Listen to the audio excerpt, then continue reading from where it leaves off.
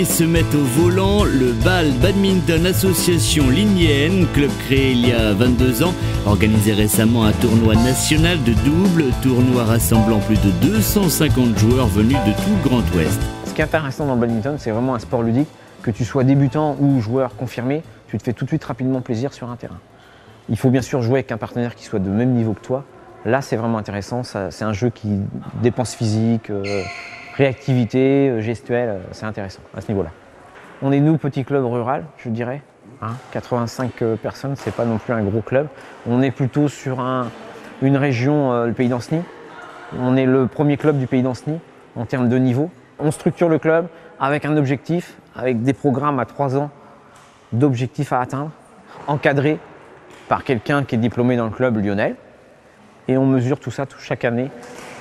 Le but étant de monter nos jeunes pour qu'ils puissent intégrer l'équipe première de notre club pour pouvoir jouer au niveau régional. C'est vraiment le but de notre club.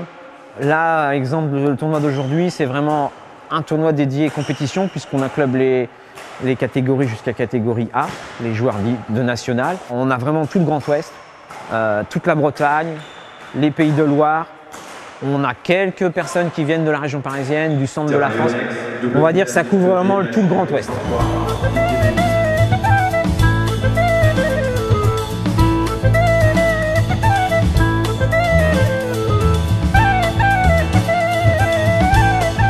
C'est un tournoi national, c'est important de le dire, parce que pour une ville de moins de 5000 habitants, d'avoir un tournoi national, c'est quand même quelque chose de joli. C'est un beau plateau bien organisé, et moi, en tant que responsable de terrain, j'ai beaucoup apprécié d'avoir quelque chose de très bien structuré. Pour organiser un tournoi, il faut en faire la demande avec un cahier des charges. Donc il y a 3 documents à fournir. Une plaquette qui est une forme de publicité. Il y a une feuille d'inscription où les gens peuvent s'inscrire en simple, en double, en fonction des tableaux proposés.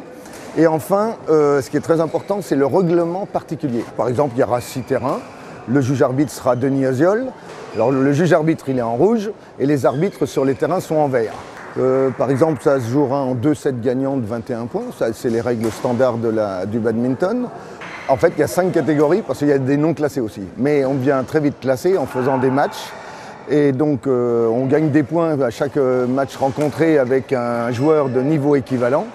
Et donc, on monte de non classés en D4, D3, D2, D1. Et c'est un peu comme le tennis d'ailleurs.